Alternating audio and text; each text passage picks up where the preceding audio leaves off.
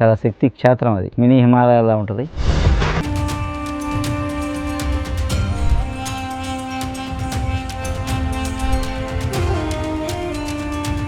భోజనాలు చాలా బాగుంది, దర్శనం కూడా బాగా అయిందండి.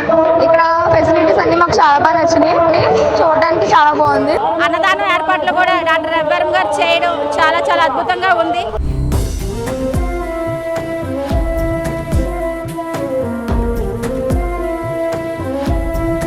ఏ సేవ చేయనండి, అసలు సేవ చేస్తే చాలు.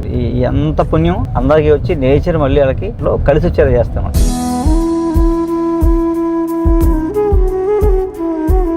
శ్రీరామనవమి చాలా విశేషంగా ఉంటుంది. రెండవ భద్రాద్రిలో చెప్పుకోవచ్చు, అంత శక్తి క్షేత్రం ఇది.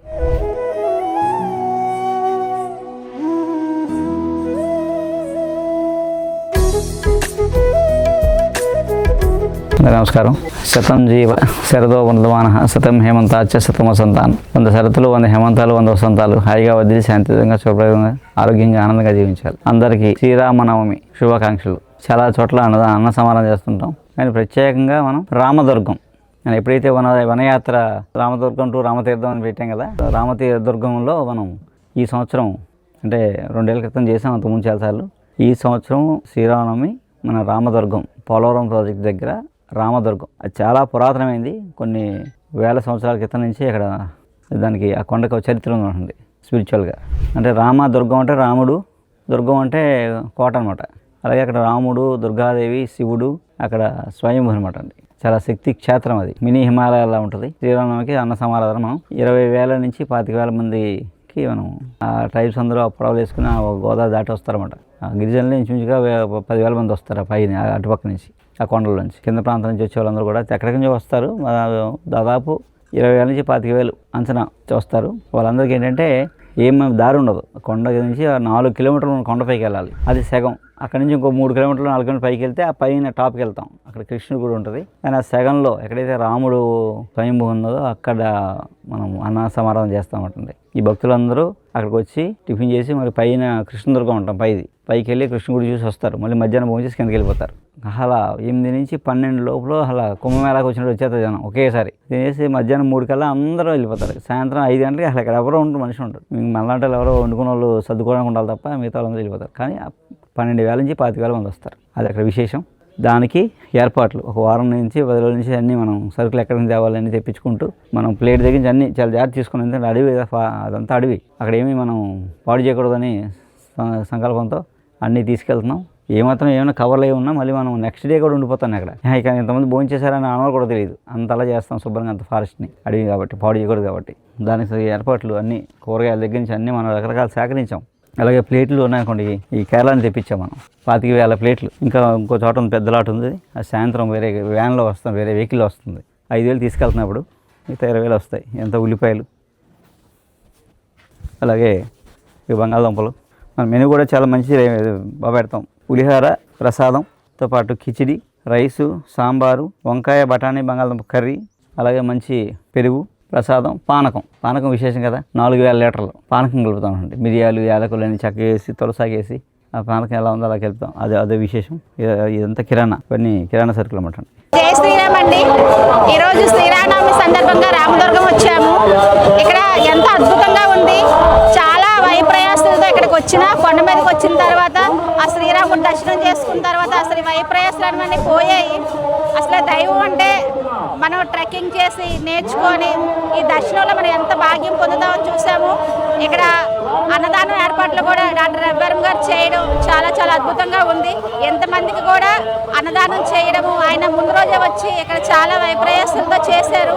భక్తి అనేది సేవలోనే ఉంటుందని ఈ రామదుర్గం వస్తే ఒక రకమైన వైబ్రేషన్ అనమాట. మేము కూడా ఈరోజు మెడిటేషన్ చేస్తుంటే ఆ అనుభూతిని చెందాము.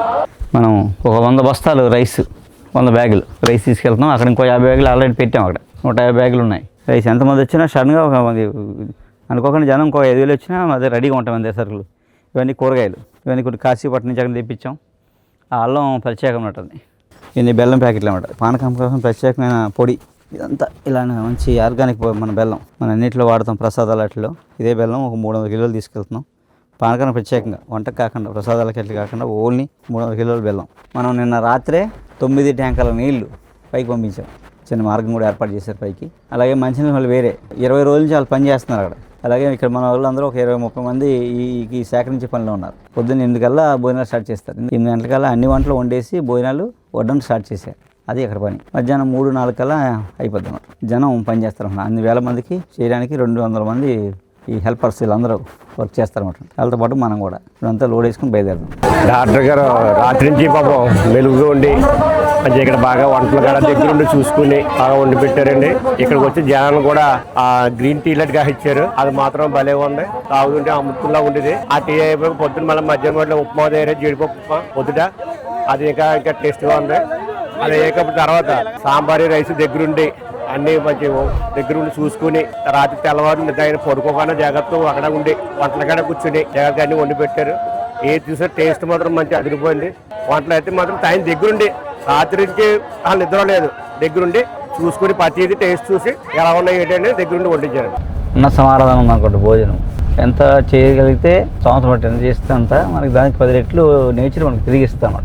అందుకు పూర్వం అందరూ కూడా ఉన్న వాళ్ళందరూ అన్నదాన సత్రాలని అలా నడిపేవారు వెనకుండి. ఎందుకంటే వాళ్ళు తెలుసు నేచర్ మనకి ఎంత ఇచ్చిందో దాంట్లో 10% మనం తిరిగిస్తే మళ్ళీ మనకు 10 రెట్లు మనకు మళ్ళీ నేచర్ తిరిగి ఇస్తామన్నమాట. అందుకని అప్పుడు అందరూ సుభిక్షంగా ఉండేవారు. అందుకు అన్నదాన సత్రాలని నడిపించేవారు. అలా ఉన్నంతకాలం సుభిక్షంగా ఉంది. గుళ్ళో భోజనమే కదా, అసలు ఏదో ఇచ్చేది బాగుంటుంది, ఏదో వస్తువు ఇచ్చేద్దాం అనుకుంటాం. మన ఇంట్లో కన్నా బాగా పెట్టాలి, బాగా వండి పెట్టాలంటారు. అలా పెట్టగలిగితేనే మనం అన్న సమాధానం చేయాలి. లెక్కలు వేసి మనం చేసామనుకోండి అన్న సమాధానం అవ్వదు అది. ఎందుకంటే అన్నం పరబ్రహ్మ స్వరూపం. అందరూ చేయాలి చేస్తున్నాం అనుకోండి హుషారు. కానీ చేస్తుంటే మనం 10,000 అనుకున్నాం, సడన్గా 15,000 వచ్చారనుకోండి. మనం 10,000 మంది వండాం కానీ సడన్గా 15,000 వచ్చారు. 5,000 మంది అంటే సగం తేడా. అప్పుడు కూడా ఇవన్నీ సరిపోతాయి. ఎందుకంటే మనం ఈ మైండ్ సెట్లో, ఈ ఫ్రిక్షన్స్లో, ఈ థాట్ ప్రాసెస్లో కానీ చేస్తే అది అక్షయం అవుతుంది. అక్షయ పాత్ర అంటారు కదా, అలా అనమాట. ఏ సేవ చేయనండి, సేవ చేస్తే చాలు. ఎంత పుణ్యం అందరికీ వచ్చి నేచర్ మళ్ళీ వాళ్ళకి కలిసి వచ్చేలా చేస్తాం. అది నేచర్ యొక్క గొప్పతనం. కోరుకొని మనం శ్రీరంగపట్నం నుంచి వచ్చాను. రామదుర్గం భోజనం చాలా బాగుంది. దర్శనం కూడా బాగా అయిందండి. అన్నీ బాగున్నాయి. భోజనం కూడా చాలా బాగున్నాయి. మేము ఫస్ట్ టైం వచ్చామండి ఇక్కడికి. ఇక్కడ ఫెసిలిటీస్ అన్నీ మాకు చాలా బాగా నచ్చినాయి. అంటే చాలా లాంగ్ కానీ మాకు జర్నీ చూడడానికి చాలా బాగుంది. నెక్స్ట్ అలాగే ఫుడ్ కూడా చాలా అవైలబుల్గా ఉంది. బాగా ఫ్రీ మీల్స్ పెట్టారు ఇక్కడ.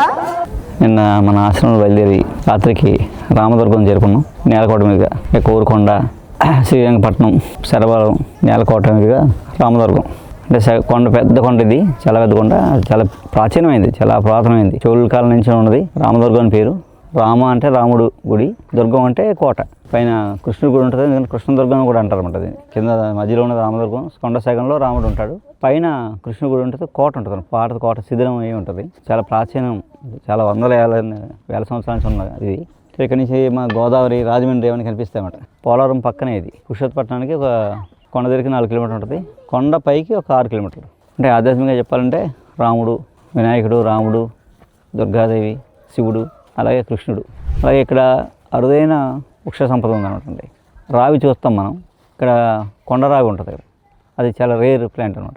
ఆ చెట్టు కింద కూర్చుంటే దంపతులు సంతానం కలిగిన వాళ్ళకి సంతానం కలుగుతాం. ఇక్కడ గురుగారు ఆయన ఉండేవాడు. ఆయన దాదాపు చిన్నప్పుడే వచ్చారు. ఆయన ఒక 50-60 ఏళ్ళు ఇక్కడ ఒక్కడే ఉన్నారు. ఆయన కింద నుంచి మామూలుగా ఎవరైనా శిష్యులు లాంటి వాళ్ళు వచ్చి ఆయనతో ఉండి కాసేపు ఉండి వెళ్ళిపోయారు, లేదా 10 రోజులు అలా ఉండి వెళ్ళిపోయారు తప్ప ఆయన మాత్రం ఎప్పుడు కొండ దిక్కుండా ఇక్కడే ఉండి ఎవరు వచ్చినా ఏం చెప్పారు కాదు, కూర్చొని ఉండేవారు అంతే. చాలా శక్తిది ఇక్కడ, చాలా శక్తి క్షేత్రం. సాధన చేసుకుని చాలా బాగుంటుంది ఇక్కడ. ఎప్పుడో భోంచేసేవాడు ఆయన. గుహలో ఉండేవారు. అక్కడ రాముడు విగ్రహం ఉంటే ఇప్పుడు అక్కడ చేసుకునేవాడు. అలాగే ఎంతోమంది ఋషులు ఇక్కడ ఉన్నారని చెప్తారన్నమాట అండి. ఇక్కడ కనిపించే పొట్టలన్నీ కూడా వీళ్ళందరూ మునులు అని చెప్తారన్నమాట. మునులు ఉన్నారు ఇందులో. పొట్టలన్నీ ఇక్కడ ఉన్న ప్రతి పొట్టలో ముని ఉంటాడని చెప్తారన్నమాట. తపస్సు చేసుకున్నారు చాలామంది ఇక్కడ. తపోభూమి అని చెప్తారు. మామూలుగా నాకు అనుభవం ఏంటంటే, నేను 1995లో వచ్చాను. ఇప్పుడు పెద్ద అడవి.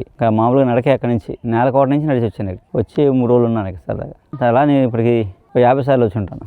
మనం మామూలుగా రామదుర్గం టు రామతీర్థం ఒక వనయాత్ర కూడా చేసాం. ఇక్కడే స్టార్ట్ ప్రారంభించాము. గత 5 ఏళ్ళుగా మనం ఇక్కడ కొంచెం పరిశీలి. 2 ఏళ్ళ క్రితం పూర్తిగా అన్నదానం మనం చేసాం. నేనే నైట్ అంతా ఉండి 10,000 మంది పెట్టాం. శ్రీరామనవమికి మాత్రం ఇక్కడ వేలల్లో జనం వస్తారు. 10,000 దాటి 15,000 దాకా వస్తారు. గోదావరి దాటి కూడా వస్తారు. అటు ఉన్న ట్రైబ్స్ అడవుల్లో గోదావరి అవతల ఉన్న కూడా పడవల మీద వస్తారు చాలామంది. అలా దాదాపు 15,000 నుంచి 20,000 దాకా జనం వస్తారు మన విపరీతంగా. 15,000 నుంచి 20,000 మధ్యలో ఇక్కడ జన సందోహం అనమాట. ఉప్పెనలా వచ్చేస్తారు ఒకసారి వచ్చి అందరూ అక్కడ కింద రాముని దర్శనం చేసుకుని అందరూ పైకి వెళ్తారు. 190 మంది పైకి వెళ్తారు. పైన కృష్ణదుర్గం వెళ్ళి ఆ కృష్ణుడి చూసి వస్తారు. అలా శ్రీరామనవమి చాలా విశేషమైనటువంటి మనం మామూలుగా ఏంటంటే రెండవ భద్రాద్రిలో చెప్పుకోవచ్చు. అంత విశేషమైన ఇది అనమాట. విగ్రహాలు కూడా చాలా ప్రాచీనమైనవి. ఇక్కడ ఎక్కడితోనా శివలింగం దొరుకుతుంటుంది, ఎక్కడితోనే ఏదో విగ్రహం దొరుకుతూ ఉంటుంది. ఆధ్యాత్మికంగా చాలా ఇది జరిగి ఉంటుంది అనమాట. అంత శక్తి క్షేత్రం ఇది. మనం ఈ సంవత్సరం మళ్ళీ శ్రీరామనవమికి అందరూ కలిసి ఈసారి కొంచెం పెద్ద ఎత్తున చేస్తున్నాం. మనకి భద్రాచలం తర్వాత మనకి చెప్పుకోదగ్గని మనకి మన ఆంధ్రాలో 3 ఉన్నాయి. ఒంటిమెట్ట, అలాగే రామతీర్థం, ఇక్కడ విజయనగరం జిల్లా నెల్లిమల దగ్గర రామతీర్థం. అది చాలా ప్రాచీనమైంది. అక్కడ వనవాసం అప్పుడు రాముడు సీత అక్కడ సంచరించారు. అలాగే ఈ రామదుర్గం కూడా 3వది అనమాట అండి. మనకి 3 పక్కల మన రామాలయాలు ఉన్నాయి, రాముడి క్షేత్రాలు ఇవన్నీ. మనం పైకి వెళ్ళి ఇంకా కృష్ణుడి చూద్దాం కదండి. అందుకే ఇక్కడ కోట ఉండేది అనమాట అండి. యాక్చువల్లీ అంటే అప్పటి కాలంలో రాజరాజేంద్రుడు కాలంలో ఇది ఇంటెలిజెన్స్ డిపార్ట్మెంటల్, ఇది నిఘా వ్యవస్థ ఇక్కడ ఉండేది అనమాట. అంటే ఈ కొండ నుంచి ఎటు చూసినా సరే కొన్ని యోజనాల దూరం కనిపిస్తూ ఉంటుంది. అందుకని ఎటు నుంచి ఎవరు దండయాత్రకు వచ్చినా వాళ్ళకి ఈజీగా తెలుస్తూ ఉంటుంది. అందుకని ఇక్కడ కొన్ని వేల సంవత్సరాల క్రితం ఉందన్నమాట. ఈ పైన జిమ్చుగా 150 ఎకరం ప్లాట్ఫామ్ ఉంటుంది కొండపైన, అంత పెద్దది. ఇలా వెనక్కి వెళ్తే ఒక వ్యూ పాయింట్ ఉంటుంది. అక్కడ మామూలుగా పసుపు కోనేరు, కుంకుమ కోనేరు అంటారు. 2 పక్కనే ఉంటాయి. ఒకటి దాంట్లో నీళ్ళు పసుపుగా ఉంటాయి, దాంట్లో నీళ్ళు కుంకుమ రంగులో ఉంటాయి. ఇది రామదుర్గం అంటే. ఇక్కడ కృష్ణుడు చాలా పవర్ఫుల్. ఇది కృష్ణుడు గుడి అనమాట. అందుకని మామూలుగా ఏంటంటే అడుగు భాషలో చాలామంది కృష్ణదుర్గం అని కూడా అంటారు. కింద రామదుర్గం, దీన్ని కృష్ణదుర్గం అని కూడా అంటుంటారు. అలా ఇది చారిత్రకంగా చాలా విశేషమైంది. అలాగే ఆధ్యాత్మికంగా చాలా శక్తి క్షేత్రం ఇది. మామూలుగా మన తూర్పు కనుమలో మినీ హిమాలయస్. ఇక్కడన్నీ ఇవి కూడా దేవభూమి, కర్మభూమి, పుణ్యభూమి అన్నీ ఉన్నాయన్నమాట. అలా ఏంటంటే చెప్తాం కదా, స్థలభోగం శిలభోగం అని. ఒక్కొక్క స్థలానికి ఒక భోగం ఉంటుంది అనమాట. ఎన్నో వేల సంవత్సరాల క్రితం ఇవి చాలా విరాజిల్లేవి, మళ్ళీ ఇప్పుడు బయటపడుతున్నాయి అన్నమాట కలియుగంలో. సో ఏంటంటే అవన్నీ మన చారిత్రక ఆనవాళ్ళు, వీటి మనం కాపాడుకోవాలి. నమస్కారం. జోడు కూడా లేకుండా మేము వ్యవసాయం చేసుకునే వాళ్ళన్నా జోడు వేసుకున్నామండి. మీరు జోడు వేసుకోకుండా లోపల ఉండి నీడపాటు నుండి మీరు కూడా ఇలా జోడు లేకుండా తిరుగుతున్నారంటే నేను ఇందాక మా పాపతో అన్నాను, ఉప్మా తింటే ఆయన జోడు వేసుకోలేదు, అలా వెళ్ళిపోతున్నారు ఏంటి, కొండ ఎక్కేస్తున్నారు ఏంటి అంటే అంతే అమ్మాయిన అంటుంది మా పాప. మీరు నిజంగా కొంతమంది గురువులేమో ఏదో వాళ్ళ చూసుకుంటారండి, మీరు మొత్తం అందరు ఆరోగ్యం గురించి చూస్తున్నారండి. మీరు నిజంగా చాలా సూపర్ అండి బాబు. తెలిసిన విద్య నలుగురు పంచాలి అంతే. చాలా సూపర్ అండి. చదువు అయితే అందరికి పంచుతారండి, అది మాస్టర్ వాళ్ళ విద్య. కానీ మీరు ఈ వంటల గురించి, ఆరోగ్యం గురించి అది ఎవరు పంచరు. ఎవరి కుటుంబం వాళ్ళు కాపాడుకోవడానికి చూసుకుంటారు ఎప్పుడు కూడా.